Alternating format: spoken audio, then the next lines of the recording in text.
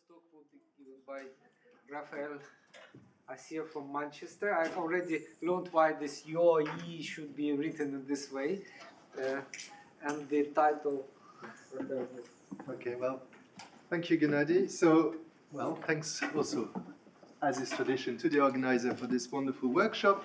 So I was there at the initial WHT program and had a very good time, and I started very much for the first time to start talking about the ideas that I will carry on with today. My aim is to give an overview of recent development on what to do with double integrals and when do they occur in practice. And I will mention a few different work that have been done with Andre Shannon, who is here somewhere. Andre Kolkoff also here. Valentin, I think, is part of this. Valentin Kunz is part of this workshop, but might be somehow remote. And Dave has just made an entry. Okay. Right. So, in terms of motivation, most of us here work in scattering problems, so that's roughly the idea. We send a wave on an obstacle, and we try to analyze the total field that results from this. I'm interested in the Helmholtz equation and applying some boundary condition on, say, the boundary of that obstacle. It can be of Dirichlet type, Neumann type, and generally we divide our field, incident, scattered, total field, and we know there's application of that throughout, I'd say, classical physics, in acoustics, electromagnetics, elasticity, but also lots of people I've discovered last week are interested in the same kind of thing, but from a more fundamental quantum mechanics type of view.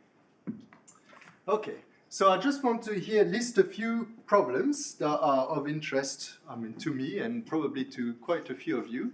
The most famous one is that the Sommerfeld half-plane problem. We have, if you open up the half-plane, you get a wedge, a perfect wedge.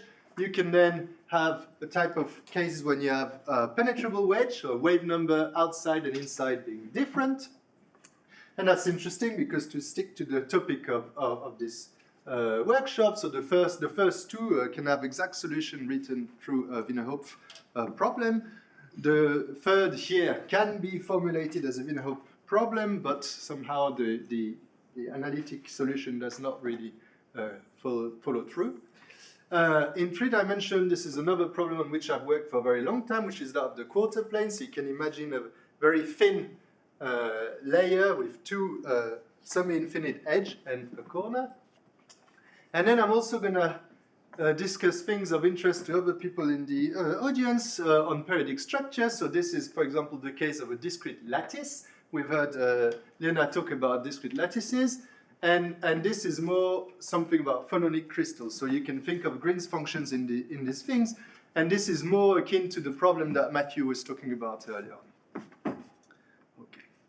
So what I'm trying to say is that most of, many problems in diffraction or scattering theory can be formulated as integrals. And I'm going to try to say a few words here.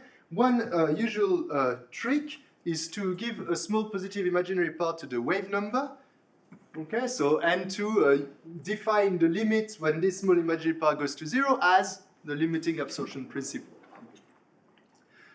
And generally what happens if you have a simple 2D problem, say the half-plane problem, for instance, you're going to take a Fourier transform in x1, for instance, though that's not the only direction that we can do, as we've seen earlier.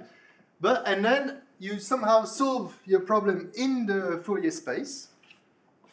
And ultimately, what you have to do to recover your physical field, you inverse Fourier transform, and you've got something of that form, where f and g are known functions with known singularities in the complex line. In 3D, for the quarter plane problem, or slightly more complicated in 2D, sometimes this method falls short. And one way of approaching things is taking two Fourier transforms in two directions, say x1 and x2. And then imagine that we can then solve that in that two variable Fourier space. Then we invert to get the physical field, and it's going to look like a double integral with, again, a function here. So there can be a simple double Fourier integral, or slightly more complicated when you have some terms in the exponential that have a complicated structure. Generally, these integrals can be shown to be well defined when kappa here is strictly positive, but the problem is that when this number goes to 0, then the singularities of your functions start to hit the surface of integration. Okay. And so this is a problem that I hope I will explain how to address. One thing that I also want to say is that if you're interested in periodic problem, not just classical diffraction settings, then effectively all of what I've written here is correct. You just need to replace r squared here by minus pi squared, so which is also known as the Brillouin zone in periodic structures. And I've mentioned a few examples. Right, so what is the aim and what do we want to achieve? What I'm trying to do here is to explain what to do to define a proper limit when kappa tends to 0 here. And this is something that we've explained in this paper there. So the first thing that we'd like to do, which is not trivial, is to actually write your physical field as an integral when kappa is exactly 0. And yeah, so, and we know how to do this with single integrals. So generally what happens, you have something like this. We have singularities of our function. There are some points in the complex plane. When kappa goes to 0, these go to r, and one way of keeping an integral expression for your field is to deform your contour around your singularities. Right? We can deform above, below, etc. So we have a one-dimensional contour R, some deformed contour gamma. This is also one-dimensional. The singularities are points, so they're zero-dimensional, and they live in C, which is two-dimensional. Okay.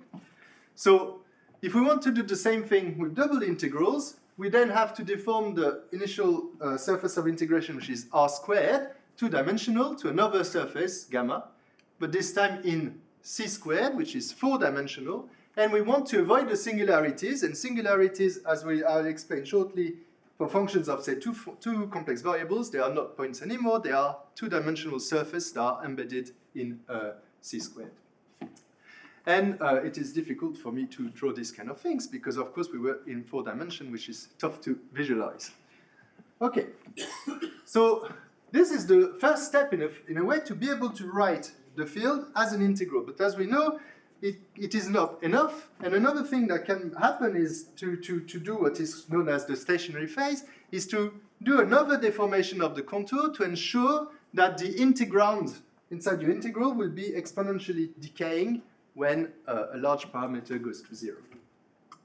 And generally, we deform, so I'm keeping here the 1D visualization, we deform the gamma to another contour gamma dash, where the integrand exponentially decays in the far field when the far field parameter mod x goes to infinity. And what happens is that we cannot always do this deformation for all points. So there are some singularities that can go in the way of your deformation, or saddle points, for instance. And what generally is the case, we can then, through local integration, identify around some of these special points where this deformation is not possible. So now I'm referring in the general case of multidimensional. And by local integration, we can, around these points where I cannot deform the contour in that way, we can get each of these points will lead to some kind of asymptotic behavior of your wave. And then this allows to write your field as a sum of well-known wave components when the physical variables are going to infinity. So that's roughly the aim. But one thing that I've not said anything about is how do I do this deformation? So in C, we just saw that we just move this contour around and avoid the singularities. And we're going to try to do about the same. But I just want to say a few words about singularities of functions of more than one complex variables. So I'm just going to define a few terms here. So first is the singular set. So you take your function to be nice, so holomorphic or analytic, whatever is your preferred word, and all the points where it isn't, we call that the singular set of your function. what is interesting is throughout this term, my solution in the Fourier space depends on the value of my wave number and on the imaginary part of that wave number. So I'm just going to write explicitly that the singular set of our transform function depend on both k naught and kappa. The structure of this singular set is interesting, and it's useful to think of it as a union of nice smooth surfaces that live in C squared, each of them being on dimension 2. So they can be thought of as complex one complex dimensional manifolds. And what happens, since the reason why the integrals that I've mentioned earlier are well defined for kappa strictly positive is because for kappa strictly positive, generally, in the problem I've mentioned, the intersection between the singular set and the surface of integration, there's no intersection points, okay? So it's empty.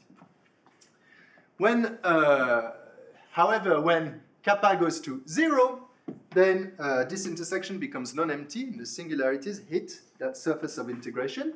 And this intersection I am going to call the real trace of the transform function.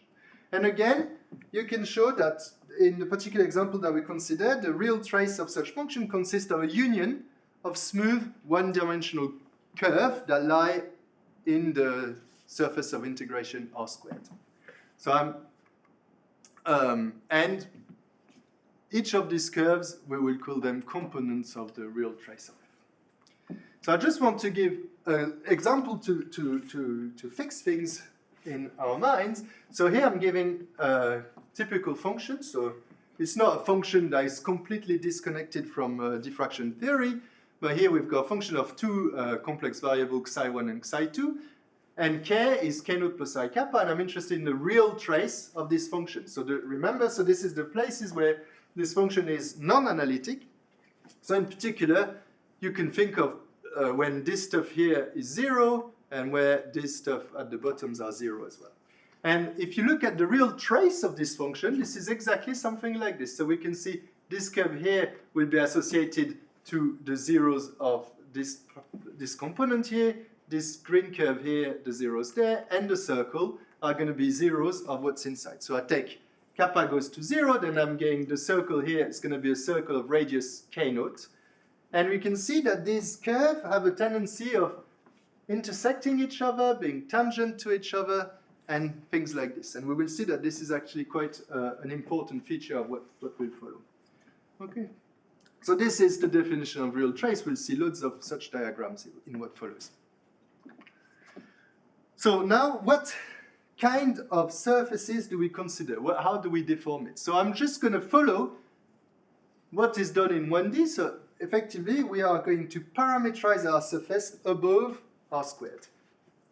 So what I'm going to write it like this. So it's going to be the set of points, psi gamma, that are just psi plus a certain imaginary part, where psi is in R squared and eta is also in R squared. So what happens, so if I take the real part of this component, this is just psi, and the imaginary part is just eta. So this is roughly what happens in 1D. You have a parameterization above the real line here, and the eta, you can think of it as the imaginary part of that contour. But effectively, that's nice because we reduce a complex, deformed surface in C squared to knowing a vector field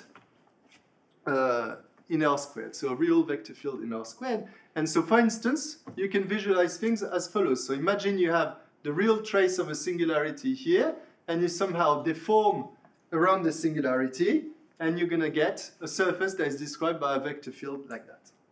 And how do we choose that vector field? This is deeply connected to this result here, which is very, which to me was not non-trivial, but very important. If you take the real trace of your function f, so this type of curve, and you build a vector field that is non-zero on the curve, and also non-tangent to these curves, so this is typically the case here, then effectively up to some scaling, the surface that you define in that manner does not intersect the singularities of your function. And this is not easy to see because the singularities of this function, they don't just live here. They also live in the ambient C-square space. Okay, so this is.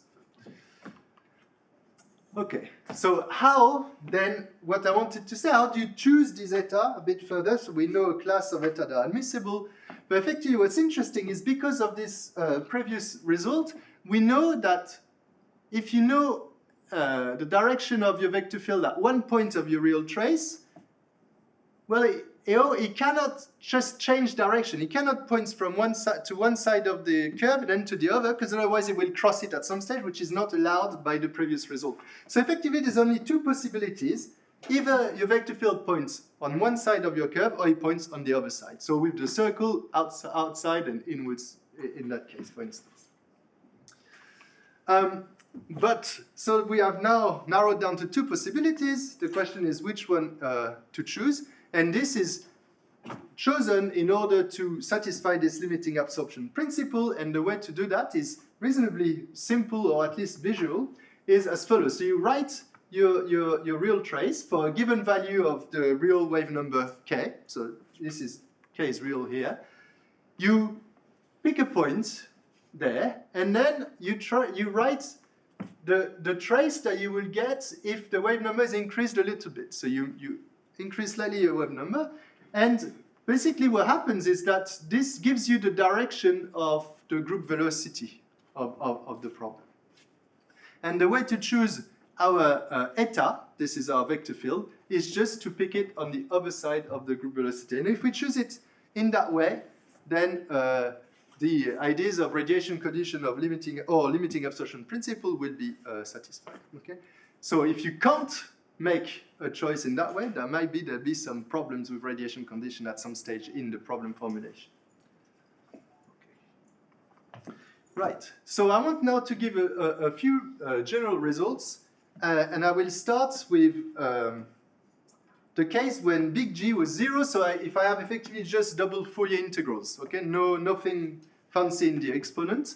The first result is that non-singular points are not special, so in a sense they won't lead to a wave component. So if you take this point here, for instance, it doesn't belong to any of the real traces that I've drawn here, and so it won't lead to any wave field.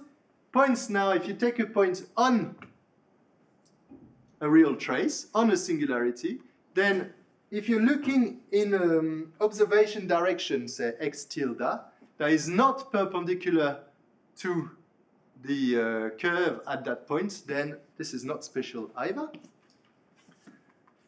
But if the observation direction is perpendicular to your real trace at this point, then we have a special point around which we cannot really deform to our contour gamma dash such that things are all exponentially decaying.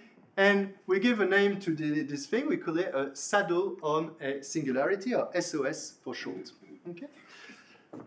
And these ideas here, I mean, we are not the first to observe this kind of points. There's some papers even back to Lighthill's days in the 60s that observed this type of points.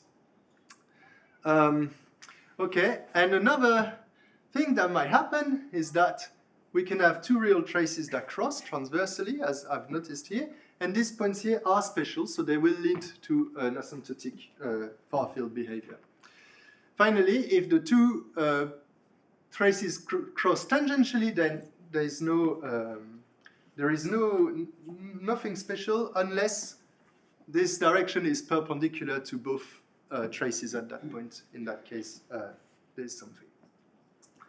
So one stuff that I wanted to say, if you're interested in numerical analysis, actually this deformation, for each such special point, we built an explicit vector field eta that can be used in numerical calculation. So we build it locally around each special point and then have a rule to glue it together to create a global surface. The other stuff that I wanted to say is that if we are in a more complicated case of just not just a Fourier integral, but Fourier-like integral, then there's a few things that change. and I'm going to say here, non-singular points can be special if they are multidimensional saddle points. So if you have the gradient of whatever is inside your exponential, that is 0. If you're in a Fourier case, this doesn't happen, but if you have a G, that happens. And all of the other results remain valid, but you need to replace x tilde by the gradient of whatever is inside your exponential. Okay? But so effectively, the same rule can be used. Now, I want to show you that very briefly that we have asymptotics result for this stuff. So if you have a point like this, an SOS here, we can write that if your function behaves like, so if this singularity is given by g is 0, your function behaves like a times g to a certain power. So it doesn't have to be a pool, it can be a branch type. Mu doesn't have to be an integer. Then you can have asymptotics. You can show that your wave field will behave like something oscillatory term with a certain power of r, where r is the modulus of x. And then things depend. What does it depend? We know everything explicitly depends on mu, this power, on the derivative of your function there, and on the curvature of your curve at that point, and also on another parameter that tells you, well, there is plus or minus 1 depending on which of the two possible bypass you choose. Okay, we can do, I'm going to skip that because I'm running a bit of time, but you can do the same, get exact asymptotics for crossings of that form. And in that case, it's interesting in the sense that you only have wave that propagate in a certain quadrant of your physical plane. Right, so I want to now briefly mention some examples. So this is the first one that I mentioned earlier, which is that of the quarter plane. So the far field structure of the quarter plane problem is quite complicated. If you send a plane wave, you will get some waves that are diffracted by the edges, some waves that are diffracted by the corner, some waves that are reflected. And what's interesting, if you look at it in the physical space, but you can also look at it in the Fourier space. So here, these are, what I'm plotting here is the real traces of the transformant for that problem in the real psi1 and real psi2 space. And we can see that we can identify, well, we can see, I'm telling you, you can identify some special points that each correspond to these wave components. Okay, and here I'm just in blue is just telling you how the bypass is chosen around these singularities. This is for x3 equals 0 when effectively your double integral is just a Fourier integral, but if you go for x3 bigger than 0, then you have Fourier-like type thing, and we can get this point here, for instance, is a saddle point, multidimensional saddle point. You see it doesn't belong to any real trace, but it's still a special point. Another example is that of the penetrable wedge. So if you take a right-angled wedge with a wave number k1 outside, k2 inside, and you send an incident wave to it, and you expect some corner diffraction here, some reflections, some transmitted plane wave, and also some head waves or lateral waves, due to the fact that you have different wave numbers inside and outside, and somehow the two cylindrical waves needs to catch up somewhere. And here, the simplification is that I assume that the density is the same in both. So this is what we call no contrast type wedge.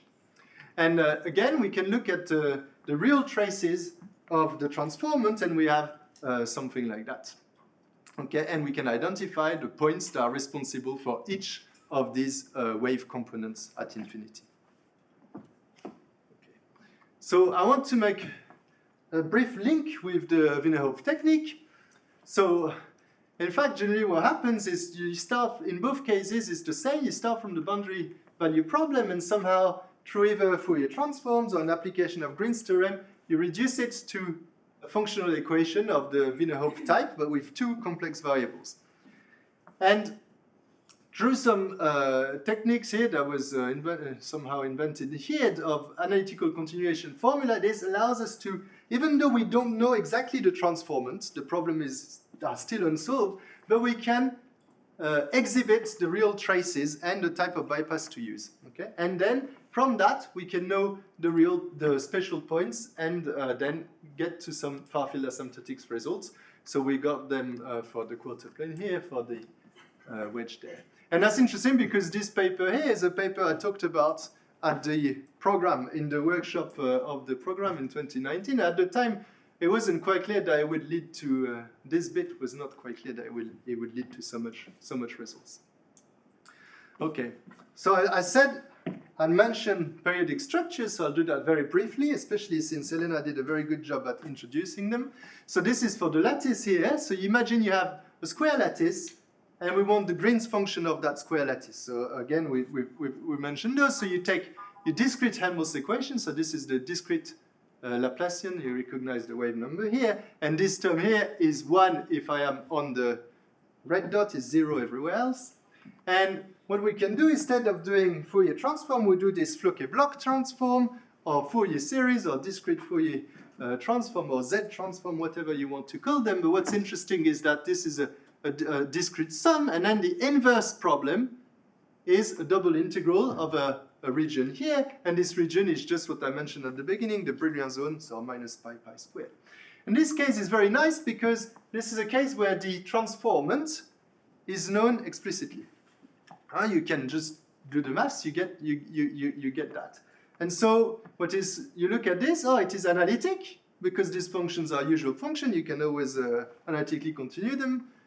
It is singularity free if kappa is strictly positive, because if you want xi1 and xi2 are real and k is complex, there's no way this stuff at the bottom is going to be 0. But then when kappa goes to 0, when this term becomes real, then you have singularities that occur, and they are given for k0 within a certain range. And here what I've plotted is that for each value of k0, I plot the real trace of the singularity. And there's loads of interesting things that can happen in that case. But I just wanted to show that you are in the same framework as what I've described earlier. The phononic crystal, and I will be brief, phononic crystal is roughly the same. You can also take a double Floquet-Bloch transform, and you get a transform here, and you recover your field by inverse like this. And it's a bit more complicated, but effectively you can write down an explicit expression for the transformant as follows, where Vj and lambda j are the solution to an eigenvalue problem with periodic boundary with Floquet periodic boundary conditions. And the lambda j in that case are real because you've got a self-adjoint problem. And so if lambda j's are real, if k is complex, there's no chance this thing is going to be 0 at the denominator, so it is singularity free for positive kappa. And you can also show that f can be analytically continued to c squared. This is not trivial, but it can be done. And you see that these singularities will hit, again, kappa. So I have 2 more slides, but this one is... very briefly, one thing that's interesting in the periodic structure is you can get degeneracies. And this you don't really see in usual diffraction. That means, for instance, if you have a circle, a real trace as a circle, it shrinks to a point, for instance, then effectively real trace change topology. So these are the case for all these things. If you work in periodic system, you will have heard them. So the local extremum Dirac cones can get hyperbolic crossings, etc. And what's interesting for us, these problematic things means that, in fact, our deformed surface of integration is pinched between 2 singularities that try to hit at it. And then you can't, at these particular points, define such deformation, and that means that effectively you can't define a radiation condition at this resonant point. But we can obtain asymptotic when we are near these points. Okay? Other people have tried that as well. And to finish, so I've shown a generic way of deforming surfaces for double integrals that leads to the locality principle. Only special points matter. We can get asymptotic solution. It's good for numerics and has loads of application. And in perspectives, we can consider bad cases. And one thing that I've not mentioned but can be done is go from stationary phase to steepest descent. So can we optimally deform this surface to a big deformation? This is ongoing work. And then triple or more integral, there's no reason why it shouldn't work. But yeah, thank you. Thank you very much for very interesting talk. We have time maybe one short question, please. Okay. So for periodic structures, right, when you have a Fourier-Bloch transform, right, you apply to that, and then what, you presumably you have some, you do some asymptotic analysis, right? Yes. One way or another. Yes, so if yeah.